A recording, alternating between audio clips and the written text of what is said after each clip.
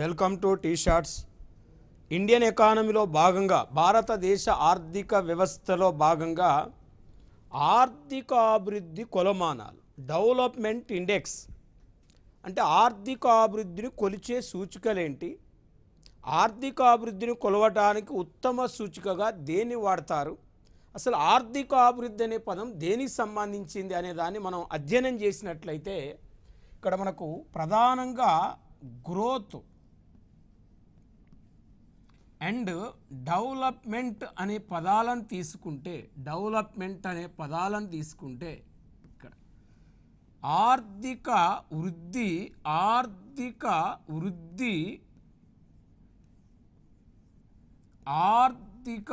అభివృద్ధి అనే పదాలు ఇక్కడ మనం వాడుతున్నాం. ఆర్థిక వృద్ధి అనేది అభివృద్ధి చెందిన దేశాలకు సంబంధించింది. ఆర్థిక అభివృద్ధి అనేది అభివృద్ధి చెందుతున్న దేశాలకు సంబంధించింది. అంటే భారతదేశం అభివృద్ధి చెందుతున్న దేశం. అంటే భారతదేశం అభివృద్ధి చెందుతున్న దేశం అని ఎట్లా చెప్తున్నామంటే ఇక్కడ ఆర్థిక అభివృద్ధిని కొలవటానికి కొన్ని కొలమానాలు ఉన్నాయి, కొన్ని సూచికలు ఉన్నాయి. ఆ సూచికలను బట్టి భారతదేశం అభివృద్ధి చెందుతున్న దేశం అని చెప్పవచ్చు. మరి ఆ సూచికలను మనం అధ్యయనం చేసే ముందు ఆర్థిక అభివృద్ధి అంటే ఇక్కడ వస్తు సేవల ఉత్పత్తిలో పెరుగుదలతో పాటు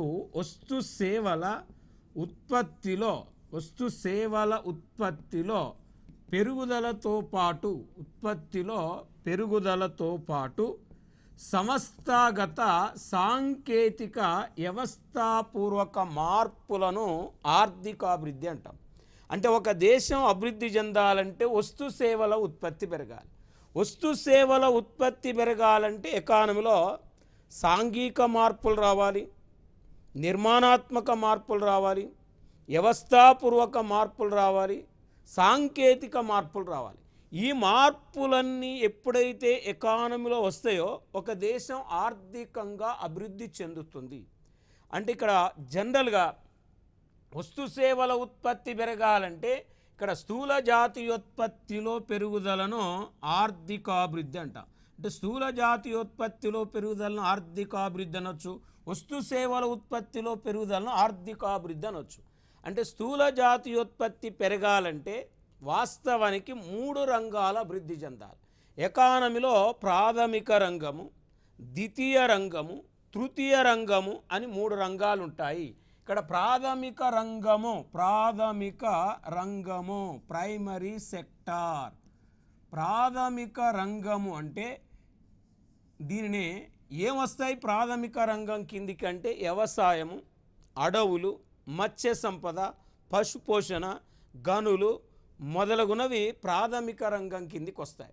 ద్వితీయ రంగం అంటే తయారీ రంగము, నిర్మాణ రంగము, విద్యుత్తు, చమురు, గ్యాసు, నీటి సప్లై ఇవన్నీ కూడా ద్వితీయ రంగంలో భాగం. తృతీయ రంగంలో వ్యాపారము, హోటళ్ళు, రెస్టారెంట్లు, బ్యాంకులు, బీమా, ప్రభుత్వ పాలన, రియల్ ఎస్టేటు, దాని తర్వాత సామాజిక సేవలైన మరి ఉపాధ్యాయులు, అధ్యాపకులు, డాక్టర్లు, ఇంజనీర్లు మొదలగు వారందరూ కూడా తృతీయ రంగం కిందికి వస్తారు. అంటే ప్రాథమిక రంగంలో, ద్వితీయ రంగంలో, తృతీయ రంగంలో ఉత్పత్తి పెరిగినప్పుడు స్థూల జాతీయోత్పత్తి పెరుగుతుంది. స్థూల జాతీయోత్పత్తి పెరిగిందంటే ఆ దేశం అభివృద్ధి చెందిన దేశం అవుతుంది.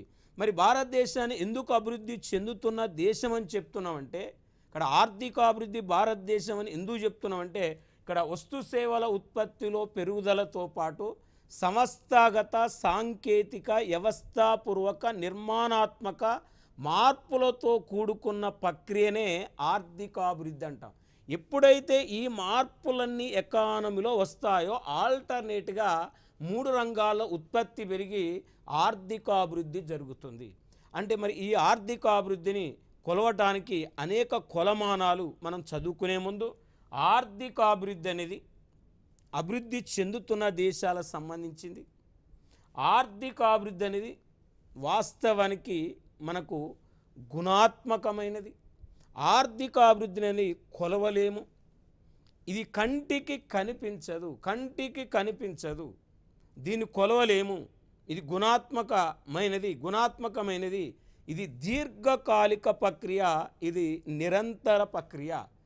ఆర్థికాభివృద్ధికి ప్రభుత్వ జోక్యం కంపల్సరీ అవసరము. ఎన్నిటితో కూడుకున్నదే ఆర్థికాభివృద్ధి కాబట్టి ఆర్థికాభివృద్ధిని కొలవటానికి అనేక సూచికలు ఉన్నాయి. అందులో ఒక సూచిక ఏంటంటే స్థూల జాతీయోత్పత్తి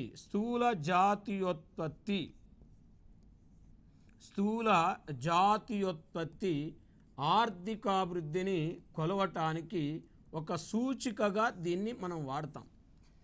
అంటే గ్రాస్ నేషనల్ ఇన్కమ్, స్థూల జాతీయోత్పత్తి పెరుగుతుందంటే ఆ దేశం ఆర్థికంగా అభివృద్ధి చెందుతుంది అని మనం చెప్పవచ్చు. ఇవాళ ప్రపంచంలో అతిపెద్ద ఆర్థిక వ్యవస్థల్లో భారతదేశం 5వ స్థానాన్ని ఆక్రమించింది. అంటే ప్రపంచంలో బిగ్గెస్ట్ ఎకానమీ యొక్క స్టేటస్ను దేని ఆధారంగా ఇస్తారు అంటే వైశాల్యాన్ని బట్టిస్తారా, జనాభాను బట్టిస్తారా, మరి జీడిపిని బట్టిస్తారా, జిఎన్పిని బట్టిస్తారా, మరి తలసరి ఆదాయాన్ని బట్టిస్తారంటే ప్రపంచంలో బిగ్గెస్ట్ ఎకానమీ స్టేటస్ ఆ దేశం యొక్క జీడిపిని పరిగణలోకి తీసుకొని ప్రపంచంలో అతిపెద్ద ఆర్థిక వ్యవస్థ హోదాలను డిక్లేర్ చేస్తారు. అంటే ప్రపంచంలో అతిపెద్ద ఆర్థిక వ్యవస్థ గల దేశాల్లో భారతదేశం ప్రజెంట్ 5వ స్థానంలో ఉంది. 5వ స్థానంలో ఉంది అని ఎలా చెప్తున్నా అంటే ప్రపంచంలో అతిపెద్ద ఆర్థిక వ్యవస్థలు అకార్డింగ్ టు 2024 ఇన్ఫర్మేషన్. ఇది కరెంట్ ఎకానమీ సంబంధించిన సమాచారం. అంటే ఈ బిగ్గెస్ట్ ఎకానమీ స్టేటస్ అనేది జీడిపి, గ్రాస్ డొమెస్టిక్ ప్రోడక్ట్, స్థూల దేశీయోత్పత్తి ఆధారంగా ప్రపంచంలో అతిపెద్ద ఆర్థిక వ్యవస్థ యొక్క హోదాలను కేటాయిస్తారు. మరి ఇప్పుడు యుఎస్ఏ బిగ్గెస్ట్ ఎకానమీ, అతిపెద్ద ఆర్థిక వ్యవస్థ ప్రపంచంలో. మరి USA, United states of America 28.783 billion డాలర్లు అమెరికా యొక్క జీడిపి. అంటే 28.783 బిలియన్ డాలర్లతో ఫస్ట్ ప్లేస్లో అమెరికా ఉంటే ఇక్కడ చైనా 18.536 బిలియన్ డాలర్లు China GDP. Second biggest economy China. Third biggest economy Germany. మనం తీసుకుంటే ఇక్కడ జర్మనీ వాస్తవానికి 4.590 బిలియన్ డాలర్, 4.590 బిలియన్ డాలర్లతో ఇక్కడ జర్మనీ, ఇక్కడ మనం జనరల్గా మనం చూస్తే ఇక్కడ 3వ పెద్ద ఆర్థిక వ్యవస్థగా ఉంది. జపాన్ 4.112 బిలియన్ డాలర్లుగా జపాన్ ఉంది.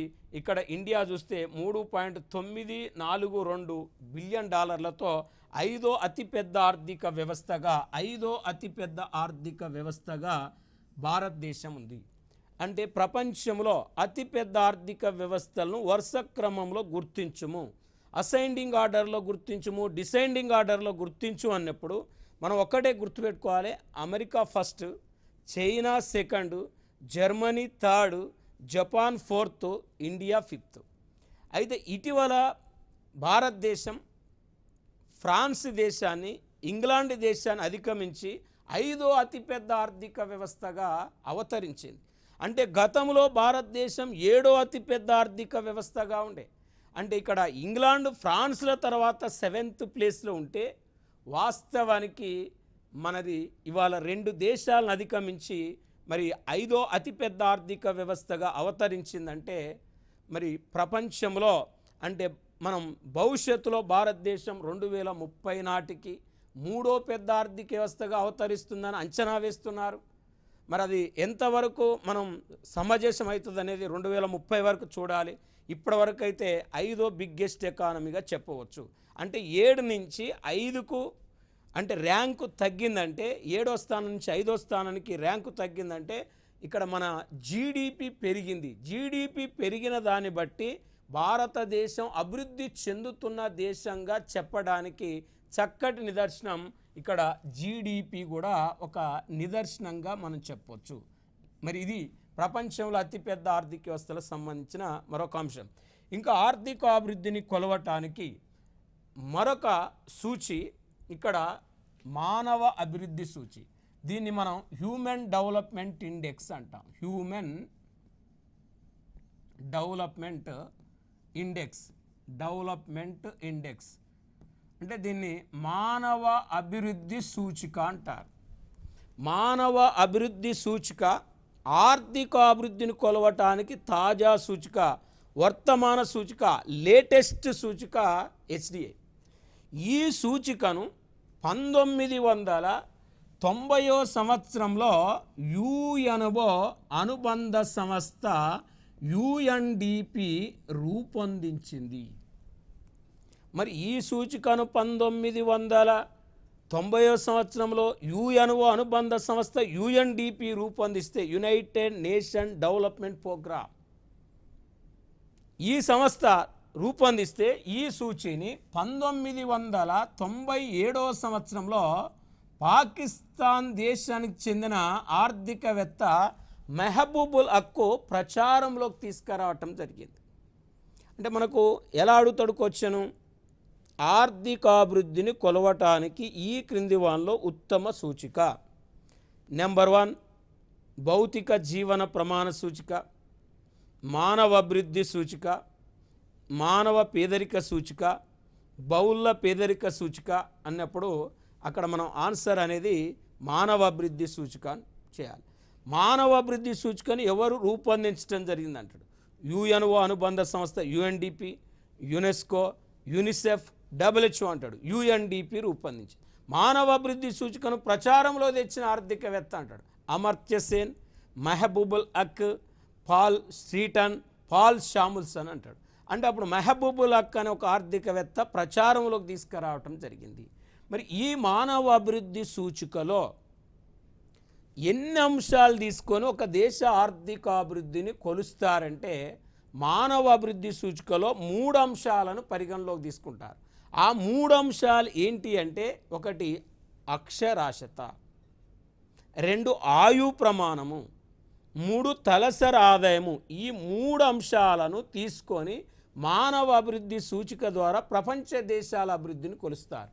అంటే ఇప్పుడు మానవ అభివృద్ధి సూచికలో తీసుకునే అంశాలు 1 అక్షరాస్యత, లిటరసీ. 2ది ఆయు ప్రమాణం.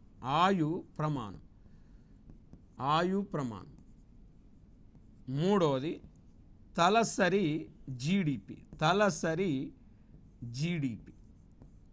ఈ 3 అంశాలు పరిగణలోకి తీసుకుంటారు. ఈ 3 అంశాలు పరిగణలోకి తీసుకొని మానవ అభివృద్ధి సూచిక ద్వారా ప్రపంచ దేశాల అభివృద్ధిని అంచనా వేస్తారు. అయితే ఇక్కడ వాస్తవానికి మానవ అభివృద్ధి సూచి విలువ 0 నుండి 1 మధ్య ఉంటుంది. 0 నుండి 1 మధ్య ఉంటుంది. మరి మానవ అభివృద్ధి సూచి ద్వారా ప్రపంచ దేశాల అభివృద్ధిని అంచనా వేయటానికి దీనికి ఫార్ములా ఏం వాడతారంటే, ఇక్కడ HDIకి ఫార్ములా సాధించిన విలువ మైనస్ కనిష్ట విలువ బై గరిష్ట విలువ మైనస్ కనిష్ట విలువ, actual value minus minimum value by maximum value minus minimum value. ఈ ఫార్ములాను వాడి ప్రపంచ దేశాల అభివృద్ధిని గణిస్తారు. మరి ఇక్కడ సాధించిన విలువ కనిష్ట విలువ, గరిష్ట విలువ, కనిష్ట విలువ.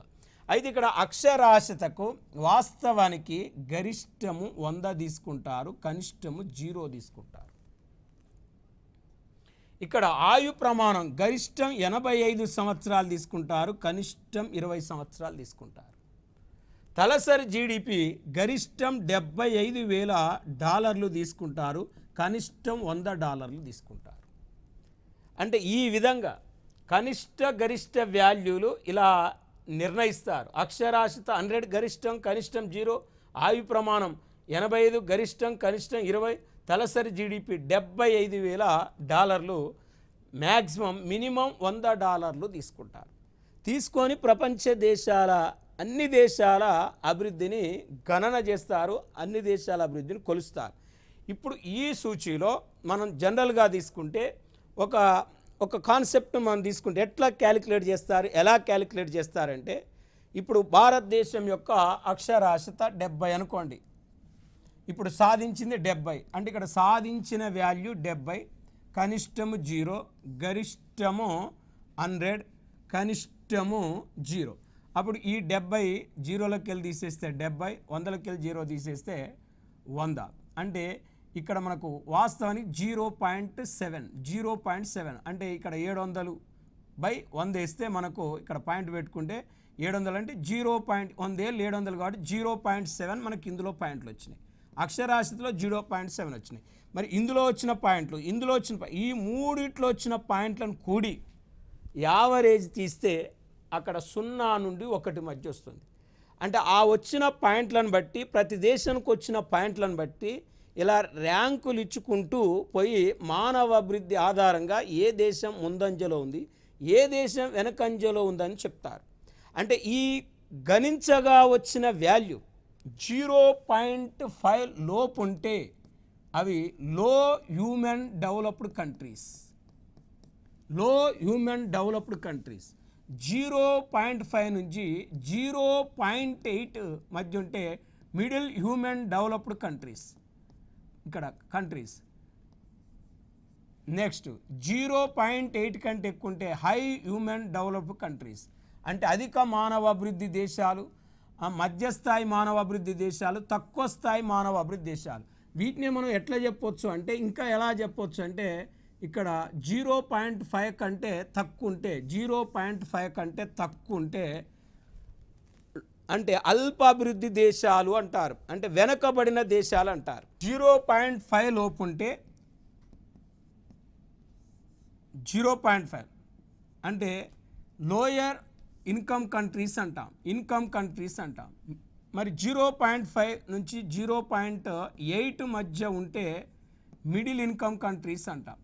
0.8 కంటే ఎక్కువ ఉంటే హయ్యర్ ఇన్కమ్ కంట్రీస్ అంటాం. అంటే ఇది వెనకబడ్డ దేశాలు, ఇక్కడ అభివృద్ధి చెందుతున్న దేశాలు, అభివృద్ధి చెందిన దేశాలుగా ఇలా పరిశీలిస్తారు.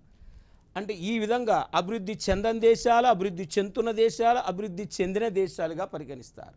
మరి ప్రతి సంవత్సరం యుఎన్ఓ అనుబంధ సంస్థ UNDP మరి ఈ 3 పారామీటర్లు తీసుకొని ప్రపంచ దేశాల అభివృద్ధిని గణన చేస్తుంది. మరి ఇప్పుడు 2023-24 మానవ అభివృద్ధి సూచి ప్రకారం భారతదేశం 193 దేశాలలో భారతదేశానికి వచ్చిన ర్యాంకు 134వ స్థానం. అంటే 193 దేశాల్లో భారతదేశానికి వచ్చిన ర్యాంకు 134 అని మనం అర్థం చేసుకోవాలి.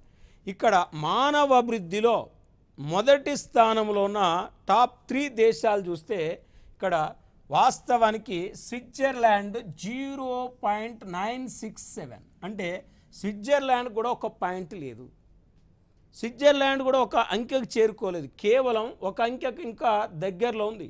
అంటే స్విట్జర్లాండ్ 0.967 పాయింట్లతో 193 దేశాల్లో ఫస్ట్ ర్యాంకు కైవసం చేసుకుంటే, రెండవది నార్వే 0.966 పాయింట్లతో నార్వే 2వ స్థానంలో ఉంది. మరి తర్వాత ఐస్లాండ్ 0.959, ఇక్కడ 0.959 పాయింట్లతో 3వ ప్లేస్లో ఉంది, నార్వే 2వ ప్లేస్లో ఉంది, స్విట్జర్లాండ్ 0.967తో మొదటి ప్లేస్లో ఉంది. అంటే ఇక్కడ మొదటి 3 దేశాలు మనం, చివరి 3 దేశాలు అంటే 193 దేశాల్లో 193వ దేశం, 192వ దేశం, 191వ దేశాన్ని మనం పరిశీలించినట్లయితే మానవ అభివృద్ధిలో ఇక్కడ 193వ దేశం ఏంటంటే సోమాలియా. అంటే మానవ అభివృద్ధిలో చివరి ప్లేస్లో ఏ దేశం ఉందంటే సోమాలియాకు వచ్చిన పాయింట్లు 0.380, అంటే ఇక్కడ 0.380తో లాస్ట్ ప్లేస్లో సోమాలియా ఉంది.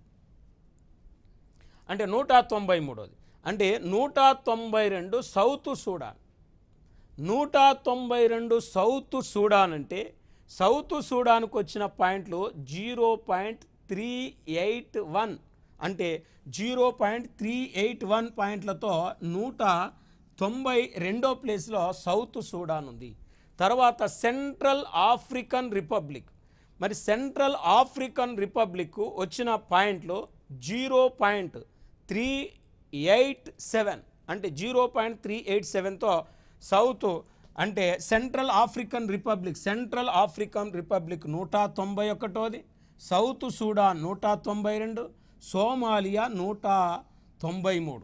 అంటే మనం టాప్ 3 దేశాలు చూస్తే టాప్ 3 దేశాలు ఏమున్నాయి అంటే ఫస్ట్ స్విట్జర్లాండ్ ఉంది, సెకండ్ నార్వే ఉంది, మూడోది ఐస్లాండ్ ఉంది. మరి లాస్ట్ దేశాల్లో సోమాలియా ఉంది, సౌత్ సూడాన్ ఉంది, సెంట్రల్ ఆఫ్రికన్ రిపబ్లిక్ ఉంది. అంటే ఈ 193 దేశాల్లో భారతదేశం యొక్క ర్యాంకు మనం చూసినామంటే 134వ స్థానం. మనకొచ్చిన పాయింట్లు ఎంత అంటే 0.644. అంటే 0.644 అంటే ఆల్రెడీ మనం చెప్పుకున్నాం. 0.5 కంటే తక్కువ ఉంటే వెనకబడిన దేశాలు, 0.5 నుంచి 0.8 మధ్య ఉంటే అభివృద్ధి చెందుతున్న దేశాలు, 0.8 కంటే ఎక్కువ ఉంటే అభివృద్ధి చెందిన దేశాలు అంట. మరి ఇప్పుడు భారతదేశం ఏ దేశం అంటే అభివృద్ధి చెందుతున్న దేశం. అంటే భారతదేశాన్ని అభివృద్ధి చెందుతున్న దేశం, ఇండియా ఈజ్ ఏ డెవలపింగ్ కంట్రీగా మనం ఎట్లా చెప్పినామంటే ఆర్థిక అభివృద్ధిని కొలవటానికి ఉత్తమైన సూచిక మానవ అభివృద్ధి సూచిక. కాబట్టి ఆ మానవ అభివృద్ధి సూచిక ప్రకారం మనం 0.5 కంటే ఎక్కువ ఉన్నాం, 0.8 కంటే తక్కువ ఉన్నాం. అంటే మనం 0.5 to 0.8 మధ్యలో ఉన్నాం. కాబట్టి భారతదేశం అభివృద్ధి చెందుతున్న దేశంగా లేటెస్ట్ ఇండెక్స్ ప్రకారం చెప్పవచ్చు. మరి ఇప్పుడు వాస్తవానికి లేటెస్ట్ సమాచారాన్ని మనం పరిగణలోకి తీసుకుంటే మానవ వనరులు అంటే హ్యూమన్ రిసోర్సెస్, దేశంలో ఉన్న జనాభాను మానవ వనరులు అంటారు. మరి దేశంలో ఉన్న జనాభాను మానవ వనరులు అంటారంటే ఇక్కడ ప్రజెంట్ మానవ వనరులో ప్రపంచంలో మానవ వనరులు ఎక్కువ ఉన్న దేశాల్లో భారతదేశం మొదటి స్థానం, చైనా ఇప్పుడు second place, India first place పాపులేషన్లో మానవ వనరులు. భౌగోళిక పరంగా భారతదేశం 7వ పెద్ద దేశం. భౌగోళిక పరంగా, జాగ్రఫికల్ పరంగా అంటే జాగ్రఫికల్ పరంగా 7వ పెద్ద దేశం, మానవ వనరులో మొదటి పెద్ద దేశం అయినప్పటికీ మానవ వనరుల నాణ్యతలో 134వ స్థానం ఉంది. మనం 134వ స్థానంలో ఉండటం ఇది చింతించదగ్గ విషయము, ఇది బాధపడవలసిన విషయము. కాబట్టి విద్యా నైపుణ్యాన్ని పెంపొందించడం ద్వారా, ఆరోగ్య నైపుణ్యాలను పెంపొందించడం ద్వారా అంటే మన ప్రభుత్వం మానవ వనరుల మీద ఎక్కువగా పెట్టుబడులు పెట్టినట్లయితే, మానవ వనరుల మీద ఎక్కువ పెట్టుబడులు పెట్టినట్లయితే విద్యా నైపుణ్యాలు పెరిగి, ఆరోగ్య నైపుణ్యాలు పెరిగి మానవ అభివృద్ధిలో మనకంటూ ఒక స్థానం అనేది ప్రపంచ దేశాల్లో ఉంటుంది. మరి వాస్తవానికి మన ప్రభుత్వం ఎక్కువగా ఇన్వెస్ట్మెంటు మానవ వనరుల మీద చేయవలసి ఉంటుంది. ఇప్పుడు ఇది ఆర్థిక అభివృద్ధిని కొలవటానికి ఒక తాజా సూచికగా, వర్తమాన సూచికగా దీన్ని మనం మానవాభివృద్ధి సూచిక అని చెప్పుకున్నాం. నెక్స్ట్ మనం చూస్తే సూచికలు భారతదేశ స్థానాన్ని చూస్తే ప్రపంచ మరియు పర్యాటక అభివృద్ధి సూచి అంటే world and environment development index. మరి వరల్డ్ ఎన్విరాన్మెంట్ డెవలప్మెంట్ ఇండెక్స్ 2024 ప్రకారం భారతదేశం 39వ స్థానంలో ఉంది. అంటే ఇక్కడ కూడా మనం టాప్ 10లో ఇక్కడ మనం లేము. ప్రపంచ మరియు పర్యాటక అభివృద్ధి సూచి ప్రకారం భారతదేశం 2024 ప్రకారం 39వ స్థానంలో ఉంది. అదే 2023 లాజిస్టిక్ సామర్థ్య సూచి ప్రకారం, లాజిస్టిక్ సామర్థ్య సూచి అంటే లాజిస్టిక్ అంటే అర్థము మనకు రైల్ మార్గాల్లో కానీ, రైల్ ట్రాన్స్పోర్ట్లో కానీ, రోడ్డు ట్రాన్స్పోర్ట్లో కానీ, ఎయిర్ ట్రాన్స్పోర్ట్లో కానీ, మరి షిప్ ట్రాన్స్పోర్ట్లో కానీ ఇక్కడ ఓన్లీ మనం సరుకు రవాణాను లాజిస్టిక్ అంటాం. అంటే గూడ్స్ రవాణా, ప్రయాణికుల రవాణా ఉంటుంది, గూడ్స్ రవాణా ఉంటుంది. మనుషులను తీసుకుపోవటానికి ప్రయాణికుల రవాణా అంటాం, వస్తువులను తీసుకుపోవటానికి గూడ్స్ రవాణా అంటాం. ఈ గూడ్స్ రవాణాని లాజిస్టిక్ అంట. ఈ లాజిస్టిక్ మరి సామర్థ్య సూచి ప్రకారం 2023 లాజిస్టిక్ సామర్థ్య సూచి ప్రకారం భారతదేశం 38వ స్థానంలో ఉందంటే ఇక్కడ కూడా భారతదేశం చాలా వెనకబడి ఉంది అని అర్థం. ఈ information as for 2023-24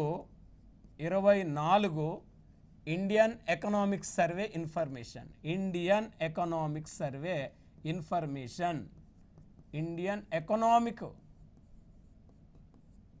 survey socio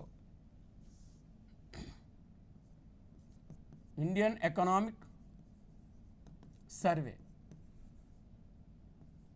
information. ఇది ఈ సర్వే ప్రకారం, భారతదేశ ఆర్థిక సర్వే ప్రకారం ఇక్కడ మనకు ఈ సూచీలు, భారతదేశ ఆర్థిక సర్వే ప్రకారం ఈ సూచీలు. ఇప్పుడు సరుకుల ఎగుమతులు, వస్తువులను ఎగుమతి చేయటంలో, మనం వస్తువులను ఎగుమతి చేయటంలో, భారతదేశం వస్తువులను ఎగుమతి చేయటంలో 22 ప్రకారం 18వ స్థానంలో ఉంది. 18వ స్థానంలో ఉంది. నెక్స్ట్ సరుకుల దిగుమతి, అంటే ఇక్కడ వస్తువుల ఎగుమతి ఉంటుంది, వస్తువుల దిగుమతి ఉంటుంది, రెండు ఉంటాయి. వస్తువుల ఎగుమతులు వేరు, వస్తువుల దిగుమతులు వేరు. సేవల ఎగుమతులు వేరు, సేవల దిగుమతులు వేరు. అంటే మనకు జనరల్గా వస్తువుకు సేవకు తేడా ఏంటంటే, ఇప్పుడు పెన్ను ఉంది వస్తువు, ఇప్పుడు కారు ఉంది వస్తువు, బైక్ ఉంది వస్తువు, పెట్రోల్ ఉంది వస్తువు, మరి ఇట్లా రాళ్ళు ఆభరణాలు వస్తువు, రెడీమేడ్ వస్త్రాలు వస్తువు, software services, travel services, tourism services, వీటిని సేవలు అంటాం.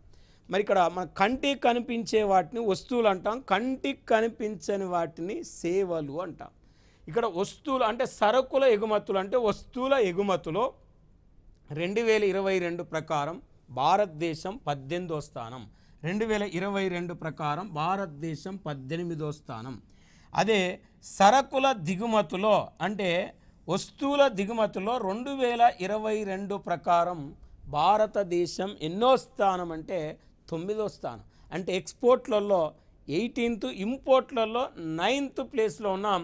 అదే సేవల ఎగుమతులు చూస్తే 2022 ప్రకారం, అంటే సేవల ఎగుమతులు 2022 ప్రకారం సేవల ఎగుమతుల్లో 7వ స్థానం భారతదేశం ఆక్రమించింది.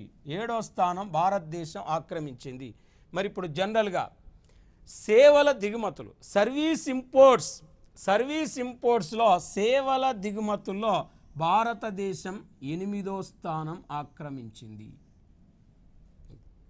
అంటే చూడండి, సర్వీస్ ఎక్స్పోర్ట్స్లో 7th ప్లేస్, సర్వీస్ ఇంపోర్ట్స్లో 8th ప్లేస్ ఇండియా ఉందంటే, ఎక్కడ కూడా ఏ సూచీలో కూడా మనం టాప్ 5thలో మనం కనపడతాలేదు. ఇక్కడ అంతర్జాతీయ పర్యాటకుల రాక, అంతర్జాతీయ పర్యాటకుల రాక 2022 ప్రకారం, అంటే అంతర్జాతీయ పర్యాటకులు మన దేశాన్ని సందర్శించటంలో, అంటే విదేశీ పర్యాటకులను ఆకర్షించటంలో భారతదేశం 2022 ప్రకారం 17వ స్థానంలో ఉంది. అంటే చాలా ఇక్కడ వెనకబడి ఉంది. ఇక్కడ కూడా చాలా వెనకబడి ఉంది భారతదేశం అని అర్థం ఇక్కడ. మరి ఇక్కడ మనం జనరల్గా మనం ఒక్కసారి చూస్తే ఈ 2022 ప్రకారం రెండో అతిపెద్ద స్మార్ట్ ఫోన్ ఎగుమతి దేశం. అంటే స్మార్ట్ ఫోన్లను అత్యధికంగా ఎగుమతి చేసే దేశాలలో ప్రపంచంలో భారతదేశం రెండో దేశంగా అవతరించింది. ఇది ఒక్క దాంట్లో మాత్రం భారతదేశం టాప్ 5thలో ఉంది. అంటే ఇక్కడ అర్థం ఏంటంటే, స్మార్ట్ ఫోన్ ఎగుమతి చేసే దేశాల్లో భారతదేశం యొక్క స్థానం 2వ స్థానం. అంటే మన దేశ ఫోన్లు కానప్పటికీ విదేశీ కంపెనీలను మన దేశంలోకి అనుమతించి, మన దేశంలో ఆ ఫోన్లు తయారైన తర్వాత ఆ స్మార్ట్ ఫోన్లను మన దేశం నుండి ప్రపంచ దేశాలకు ఎగుమతి చేసే దేశాల్లో భారతదేశం 2వ స్థానంలో ఉన్నది. ఇక్కడ ఇది ఒకటి. ఇక జీడిపి స్టాక్ మార్కెట్, అంటే స్టాక్